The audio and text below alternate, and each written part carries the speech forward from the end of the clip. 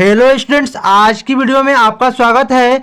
तो दोस्तों, आज की वीडियो में 2024 के बहुविकल्पी महत्वपूर्ण प्रश्न से लिया हूं जो गृह विज्ञान के है कक्षा 10वीं के लिए। तो चलिए 5 मार्च की तैयारी में हम बिल्कुल लग जाएं। और आज की जो वीडियो है मैराथन होने वाली है। ठीक है, कैसी वीडियो है? मैराथन होने वाली है, जो पूरे अभ्यास से, पूरे आपके बुक से महत्वपूर्ण जितने भी बहुविकल्पी प्रश्न हैं उन सारे प्रश्नों को इस वीडियो के माध्यम से हम देखेंगे।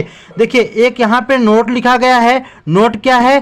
केवल बालिकाओं के लिए जो ये वीडियो बनाई जा रही है सिर्फ बालिकाओं के लिए है। यानी कि जो गृह विज्ञान की वीडियो होती है, यानी गृह विज्ञान का जो सब्जेक्ट होता है वो सिर्फ बालिका ही पढ़ती है, यानी कि छात्रा पढ़ती है, जो छात्रों के लिए नहीं होता है। तो चलिए शुरू करते हैं आज के इस वीडियो के साथ और महत्वपूर्ण प्रश्नों को। ठीक है, देखिए पहला नंबर प्रश्न है कि पारिवारिक बजट बनाने का उद्देश्य है बचत, खर्च का नियंत्रण, आय का ज्ञान, ये सभी। देखिए, जो पारिवारिक बजट है उसको बनाने का जो हमारा उद्देश्य होता है वो बचत भी होता है, खर्च का नियंत्रण भी होता है, आय का ज्ञान भी होता है। तो इसका हमारा उत्तर हो जाएगा ये सभी हो जाएगा। ठीक है, ये सभी।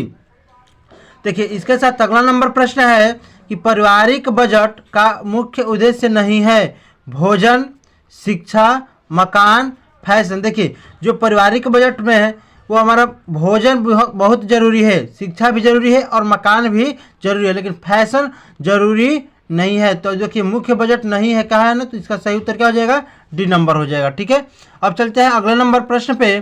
देखिए, अगला नंबर प्रश्न है नगद धनराशि होती है प्रत्यक्ष आय, अप्रत्यक्ष आय, आय, व्यय। देखिए, जो नगद धनराशि होती है वो प्रत्यक्ष आय होती है। ठीक है, प्रत्यक्ष आय हो जाती है। ठीक है, अगला नंबर किसान विकास पत्र योजना है बैंक की, जीवन बीमा की, डाक खाने की, कोई नहीं। देखिए, जो किसान विकास योजना है वो किसकी है? तो देखिए, वो है डाक खाने की। किसकी है? डाक खाने की। ठीक है, अगला नंबर प्रश्न है कि दैनिक सफाई होनी चाहिए सादे पानी से, खारे पानी से, फिनाइल से, एसिड से। देखिए, दैनिक मतलब क्या होता है? प्रतिदिन की सफाई। ठीक है, दैनिक सफाई यानी प्रतिदिन की सफाई कैसे होना चाहिए? तो फिनाइल से होना चाहिए। किस चीज़ से? फिनाइल से। तो हमारा ऑप्शन नंबर सी सही हो जाएगा। ठीक है, इसके साथ अगला नंबर प्रश्न देखते हैं। देखिए, अगला नंबर प्रश्न है कौन सी सफाई पूर्व निर्धारित नहीं होती है? पूर्व निर्धारित का मतलब पहले से निर्धारित नहीं होती है। दैनिक यानी जो प्रतिदिन होता है, मासिक जो एक माह पे होता है, जो साप्ताहिक जो हर सप्ताह होता है, और जो आकस्मिक जो अचानक हो जाता है। देखिए, तो दैनिक सफाई भी निर्धारित होती है, मासिक भी होती है, साप्ताहिक भी होती है। तो आकस्मिक सफाई जो है निर्धारित नहीं होती है, इसको अचानक कभी भी करना पड़ सकता है। ठीक है, अगला नंबर प्रश्न है सजावट के पूर्व किसका होना आवश्यक है? सफाई, मूल्यवान कालीन, दुर्बल कलाकृति, विदेशी फर्नीचर।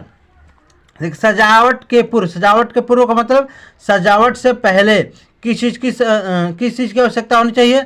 सफाई की, मूल्यवान कालीन की, दुर्बल कलाकृतियाँ की, विदेशी फर्नीचर की। देखिए, सफाई की ज़रूरत है। किसी भी चीज़ में को यदि सजावट करना है तो यदि सफाई रहेगा तो वो अच्छा लगेगा। ठीक है, चलिए अगला नंबर प्रश्न है घर की सजावट के लिए किस वस्तु का प्रयोग किया जाता है? ईंट, बालू, सीमेंट, फूलदान। देखिए, जो घर की सजावट है उसमें हमें किस चीज़ का प्रयोग करना चाहिए? तो फूलदान का। ठीक है, फूलदान का प्रयोग किया जाता है। ठीक है, अगला नंबर प्रश्न है कि 1 किलोग्राम में कितने ग्राम होते हैं? तो देखिए, 1 किलोग्राम में जो होता है 1000 ग्राम होते हैं। कितना होता है? 1000 ग्राम होता है। ठीक है, तो इसका सही नंबर हो जाएगा बी। ये कैसा होता है ये जानने के लिए वीडियो को सब्सक्राइब कर लीजिए। अगली वीडियो जो हम गृह गणित की बनाएंगे तो उसमें ये सब समझा देंगे कि कैसे होगा। ठीक है, चलिए अगला नंबर प्रश्न है 1 गिलास जूस का मूल्य 12.50 है तो 7 गिलास जूस का मूल्य क्या होगा? देखिए, ऐसे प्रश्न को कैसे करते हैं? ऐसे प्रश्न को करने के लिए यदि जितना ये दिया रहेगा उसमें जितने का निकालना है उससे गुणा कर देंगे। तो देखिए 12.50 में 7 से गुणा करें कितना हो जाएगा, 700 हो जाएगा, और 7 5 से 35 की 5 हो जाएगा, हासिल 3, और 7 दूनी के 14, 3 17 के साथ, हासिल 1, 7 3 7 और 1 8 हो गया। यानी 1 2 स्थान पर दशमलव यहाँ पे लगा ली, यानी 87.50 हो गया ना। तो विकल्प संख्या कौन हो जाएगा, डी नंबर सही हो गया। ठीक है, तो अब चलते हैं इसके साथ अगले नंबर प्रश्न पे। देखिए अगला नंबर प्रश्न क्या है कि रोगी का भोजन होना चाहिए, कैसा होना चाहिए। देखिए रोगी का भोजन गरिष्ठ होना चाहिए, चटपटा होना चाहिए, सुपाच्य या बिना पका। देखिए रोगी का जो भोजन होना चाहिए सुपाच्य होना चाहिए, कैसा, सुपाच्य। ठीक है, विटामिन सी का अच्छा स्रोत है दाल, खट्टे फल, हरी सब्जियां, दूध। देखिए जो विटामिन सी का अच्छा स्रोत होता है वो खट्टा फल होता है। ठीक है, खट्टे फल से हमें विटामिन सी अच्छे मात्रा में प्राप्त होती है। ठीक है, अब देखिए अगला नंबर प्रश्न है, दांतों को मजबूत करने वाला तत्व कौन सा है, प्रोटीन, कैल्शियम, कार्बोहाइड्रेट, वसा। देखिए जो दांतों को मजबूत करने वाला तत्व है वो कैल्शियम है। क्या है, कैल्शियम से हमारा दांत मजबूत होता है। ठीक है, अगला नंबर प्रश्न है कि विटामिन ए का अच्छा स्रोत है दाल, दूध, खट्टे फल, हरी पीली सब्जियां। देखिए जो विटामिन ए है उसका अच्छा स्रोत ये होता है हरी पीली सब्जियां, विकल्प संख्या डी सही हो जाएगा। ठीक है, अगला नंबर प्रश्न है कि हड्डियों का कड़ापन किस तत्व के कारण होता है, लौह तत्व, सोडियम, मैग्नीशियम, कैल्शियम। देखिए जो हड्डियों में कड़ापन होता है वह कैल्शियम के कमी से होता है। ठीक है, यदि हमारे हड्डियों में कड़ापन आती है तो हम समझ जाएंगे कि कैल्शियम की दिक्कत है। ठीक है, अब चलिए अगला नंबर है, मानव कंकाल में कितने अस्थियां होती है। अस्थियां मतलब समझ रहे हैं, अस्थियां का मतलब होता है हड्डियां। ठीक है, तो मानव कंकाल में कुल कितनी हड्डियां होती हैं, 200, 206, 216, 106। तो देखिए जो मानव कंकाल में हड्डियां होती है वो 206 होती है। ठीक है, अगला नंबर प्रश्न है कि कपाल में कितनी हड्डियां पाई जाती है, कपाल में कितनी हड्डियां पाई जाती है। देखिए 2, 4, 6, 8। तो जो हम कपाल है, कपाल में हमें 8 हड्डियां पाई जाती है, कितनी, 8। ठीक है, चलते हैं इसके साथ अगला नंबर प्रश्न पे। अगला नंबर प्रश्न है कि अस्थियों की टूट को क्या कहते हैं, यानी अस्थियां टूट जाती है तो हमें उससे क्या कहते हैं, मोच कहते हैं। मोच क्या होता है, देखिए हल्का फुल्का चोट लगता है जिसके वजह से हमारे हाथ पैर सूजे तो उसको मोच कहते हैं। अस्थि कहते हैं यानी कि हड्डी कहते हैं। ठीक है, अस्थि विस्थापन कहते हैं, हड्डी टूटना कहते हैं नहीं, अस्थि भंग कहते हैं, अस्थि हमारा टूट गया है। ठीक है, अस्थि भंग कहते हैं उसको। ठीक है, विकल्प संख्या डी सही हो गया। तो अगला नंबर प्रश्न है, मोच की पहचान है दर्द या पीड़ा होना। देखिए यहाँ पे दर्द और यहाँ पे ऐसे लगाया गया है कमा, उसके बाद पीड़ा होना। ठीक है, मांसपेशियों की खिंचाव, सूजन, ये सभी। देखिए जब मोच आता है तो हम जहाँ मोच होता है हमें दर्द भी होता है, मांसपेशियों में खिंचाव भी आता है, सूजन भी हो जाता है। तो हमारा उत्तर क्या हो जाएगा, ये सभी हो जाएगा। ठीक है, डी नंबर सही हो जाएगा। अगला नंबर प्रश्न है कि यदि अस्थि एक से अधिक स्थान पर टूटती है तो अस्थि भंजन कहलाती है। देखिए यदि अस्थि यानी कि हड्डियां एक से अधिक स्थान पर टूटती है तो अस्थि भंजन क्या कहलाता है, बहुखंडी, कच्चा, संयुक्त, साधारण। तो उसको बहुखंडी कहते हैं, यानी बहु माने बहुत से, अखंडी माने खंडों में। ठीक है, यानी एक से अधिक खंडों में जो कट गया उसे हम बहुखंडी कहते हैं। ठीक है, चलिए इसके साथ अगला नंबर प्रश्न पे चलते हैं। देखिए अगला नंबर प्रश्न क्या है, घर में सिलने से लाभ होता है। अब देखिए घर में सिलने से लाभ होता है या घर में सिलाई करने से क्या लाभ होता है, समय का, परिश्रम की, कपड़े की एवं धन की, कोई नहीं।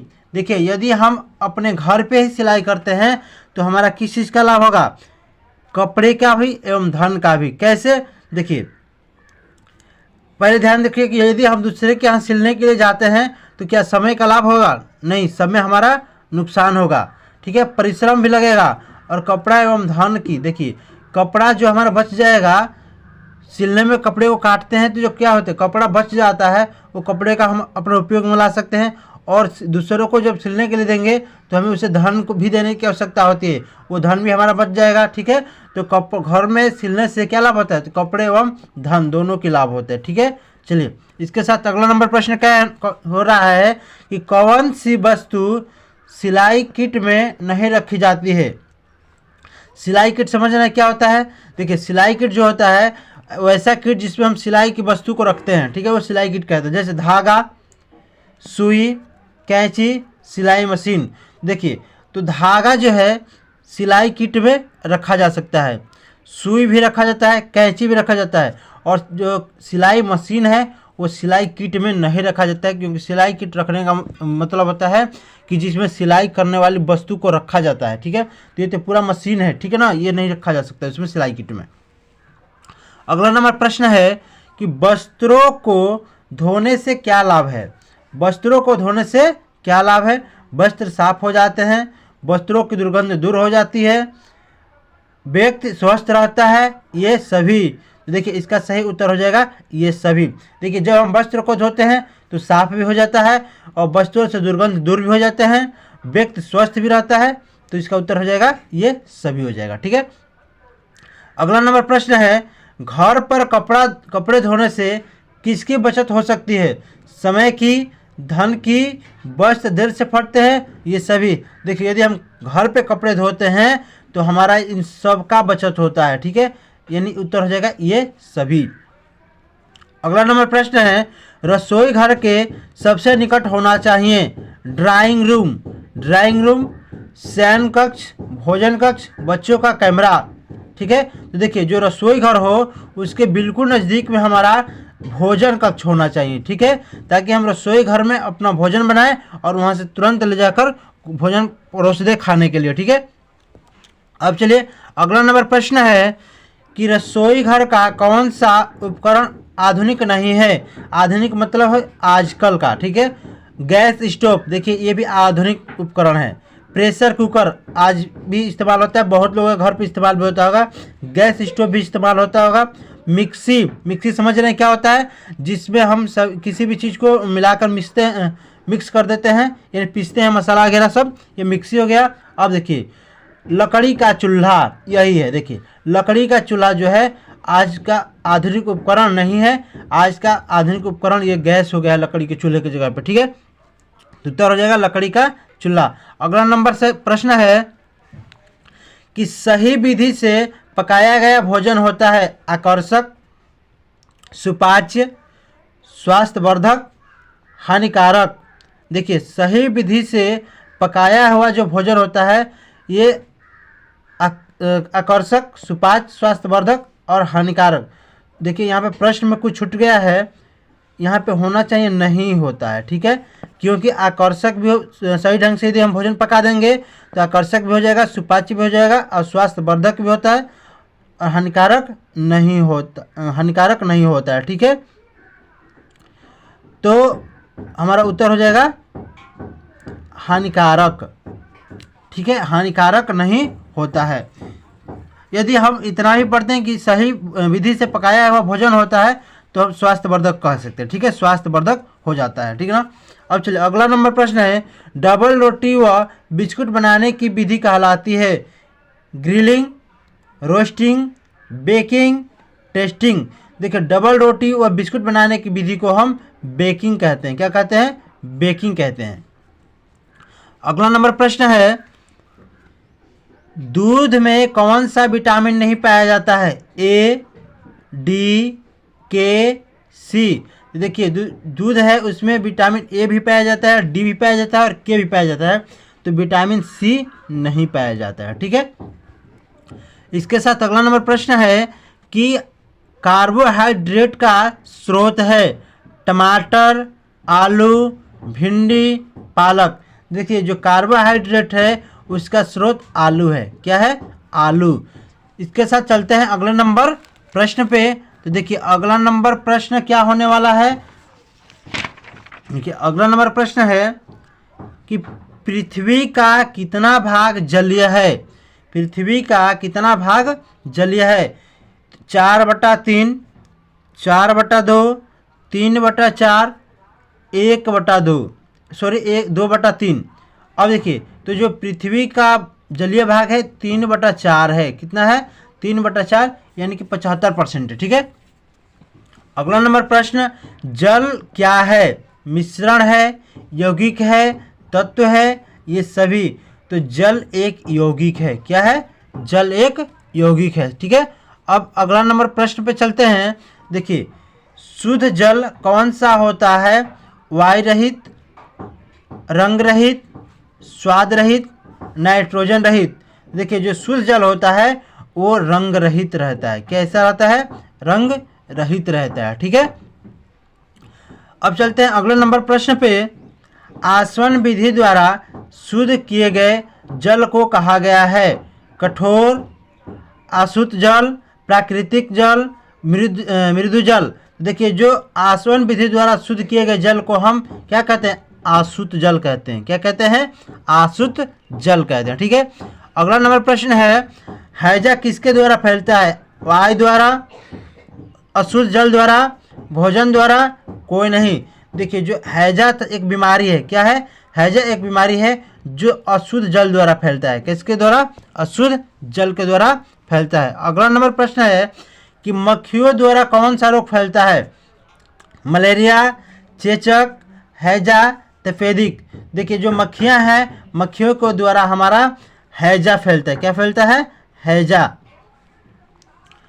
तो चलते हैं अगला नंबर प्रश्न पे। तो अगला नंबर प्रश्न है, भौगोलिक पर्यावरण में क्या क्या शामिल होता है? वायु, पेड़ पौधे, आकाश, ये सभी। देखिए, भौगोलिक पर्यावरण होता है, उसमें क्या क्या शामिल होता है? तो इसका सही जवाब क्या हो जाएगा? आप लोग कमेंट में बताइए इसका सही जवाब क्या हो जा रहा है। तब तक चलते हैं हम अगला नंबर प्रश्न पे, फिर हम आपको बताएंगे इसका सही उत्तर। ठीक है। देखिए, वायु प्रदूषण का कारण है। वायु प्रदूषण का क्या कारण है? औद्योगिकरण, नगरीकरण, वनों की अनियमित कटाई, ये सभी। देखिए, वायु प्रदूषण का जो कारण है ये सभी हैं। औद्योगिकरण, नगरीकरण, वनों की अनियमित कटाई। तो उत्तर क्या हो जाएगा? ये सभी हो जाएगा। ठीक है। अब चलते हैं अगला नंबर प्रश्न पे। अगला नंबर प्रश्न है, संक्रमित रोग फैलते हैं वायु द्वारा, जल द्वारा, संपर्क द्वारा, ये सभी। तो देखिए, जो संक्रमित रोग होते हैं, यानी जो फैलने वाले रोग होते हैं, वो वायु के द्वारा भी फैलते हैं, जल द्वारा भी फैलते हैं, संपर्क द्वारा भी फैलते हैं। तो इसका उत्तर हो जाएगा ये सभी। इन सभी के द्वारा संक्रामक रोग फैलते हैं। देखिए, अगला नंबर प्रश्न है कि निम्न में से किसके काटने पर एंटी रेबीज का टीका लगाया जाता है? देखिए, एंटी रेबीज एक दवा का नाम है। ठीक है। यानी सुई, या टीका का मतलब क्या होता है? सुई। एंटी रेबीज मच्छर के, खटमल के, कुत्ते के, सांप के। देखिए, जो एंटी रेबीज सुई है यानी टीका है, वो कुत्ते के काटने पर लगाया जाता है। किसके काटने पे? कुत्ते के काटने पे लगाया जाता है। तो हमारा विकल्प नंबर सी सही हो जा रहा है। ठीक है। तो फ्रेंड्स, इस प्रकार से हमारे आज की ये वीडियो रही है। यदि हमारी वीडियो आपको अच्छी लगी हो तो हमारे चैनल को लाइक करें, सब्सक्राइब करें तथा दोस्तों में शेयर जरूर करें। जय हिंद, जय भारत। मिलते हैं अगली वीडियो के साथ। अगला नंबर प्रश्न है, श्वसन अंग का प्रमुख भाग है? अमाशय, अग्न्याशय, फेफड़े, यकृत। देखिए, जो श्वसन अंग का प्रमुख भाग होता है वह फेफड़े होते हैं। क्या होते हैं? फेफड़े। अब चलिए इसके साथ चलते हैं अगले नंबर प्रश्न पे। कौन सा अंग श्वसन क्रिया में सहायता करता है? अब देखिए, कौन सा अंग श्वसन क्रिया, यानी जो श्वसन की क्रिया होती है उसमें हमारा कौन सा अंग सहायता करता है? हाथ, फेफड़े, कान, पैर। देखिए, फेफड़े क्या होता है? फेफड़े जो है सहायता करते हैं। ठीक है। अब चलिए अगले नंबर प्रश्न पे चलते हैं। श्वसन क्रिया है ऐच्छिक, अनैच्छिक, अनावश्यक, कोई नहीं। देखिए, जो श्वसन क्रिया है यानी जो सांस लेने की क्रिया है, अनैच्छिक का मतलब है अपने इच्छा से, अनैच्छिक यानी बिना इच्छा के, अनावश्यक बिना जरूरी, कोई नहीं। तो देखिए, जो श्वसन क्रिया है वो अनैच्छिक है, बिना इच्छा की वो होती, अपने आप होती रहती है। ठीक है। अगला नंबर प्रश्न देखिए, घायल के स्थानांतरण का सर्वोत्तम साधन है। स्थानांतरण मतलब क्या होता है? एक स्थान से दूसरे स्थान तक ले जाना, ठीक है। तो जो घायल व्यक्ति हो कैसे एक स्थान से दूसरे स्थान तक जाते हैं? बैसाखी द्वारा, हस्त आसन, स्ट्रेचर, कोई नहीं। तो इसका सही उत्तर हो जाएगा स्ट्रेचर। क्या होगा? स्ट्रेचर के द्वारा हम घायल व्यक्ति को एक स्थान से दूसरे स्थान तक स्थानांतरण कर सकते हैं। चलिए अगला नंबर प्रश्न है कि स्पंज विधि को और किस नाम से जाना जाता है? रुई, शुष्क स्नान, तकिया, पट्टी। तो देखिए जो स्पंज विधि है उसे शुष्क स्नान के नाम से जाना जाता है, ठीक है। चलिए इसके साथ अगला नंबर प्रश्न पे चलते हैं। रोगाणुनाशक प्लिट्स होती है सरसों की, भूसी की, नीम के पत्तों की, ये सभी। देखिए जो रोगाणुनाशक प्लिट्स यानी कि रोगों को नष्ट करने वाला, ठीक है, तो क्या सरसों के होता है, भूसी के होता है? नहीं, नीम के पत्तों की। किसको कहते हैं? नीम के पत्तों के, ठीक है। इसके साथ चलते हैं अगले नंबर प्रश्न पे। देखिए अगला नंबर प्रश्न है, बर्फ की टोपी का प्रयोग कब होता है? बर्फ की टोपी कब पहनी जाती है? ठीक है, तीव्र ज्वर में। तीव्र ज्वर का मतलब तेज बुखार में, ठंडा लगने पर। देखिए यदि ठंडा लगेगा क्या बर्फ का हम इस्तेमाल करेंगे? नहीं। हड्डियों टूटने पर, ये सभी। देखिए इसका सही उत्तर हो जाएगा तीव्र ज्वर में, ठीक है। इसके साथ अगला नंबर प्रश्न पे देखिए अगला नंबर प्रश्न है, नाड़ी दर का संबंध होता है मानव हृदय के धड़कने से, भोजन क्रिया से, श्वसन लेने से, इनमें से कोई नहीं। देखिए जो नाड़ी दर की संबंध है वो मानव हृदय के धड़कने से है, ठीक है, नाड़ी दर, ध्यान रहे। अब चलिए अगला नंबर प्रश्न है कि एक स्वस्थ मनुष्य की नाड़ी की गति क्या है? 60 से 70, 72 से 80, 80 से 100, 100 से 120। तो देखिए एक स्वस्थ मनुष्य की जो नाड़ी गति है यानी जो नाड़ी धड़कती है वो 72 से 80 बार, ठीक है, 72 से 80 होती है, ठीक है ना। चलिए इसके साथ चलते हैं अगले नंबर प्रश्न पे, ठीक है। तो देखिए ये प्रश्न क्या है, एक स्वस्थ व्यक्ति का हृदय 1 मिनट में धड़कता है 72 बार, 82 बार, 90 बार, 102 बार। देखिए एक जो स्वस्थ मनुष्य व्यक्ति होता है उसका हृदय 1 मिनट में 72 बार धड़कता है, यानी मान लीजिए 72 से लेकर के 80 तक, यानी 72 से 80 तक धड़कता है, ठीक है।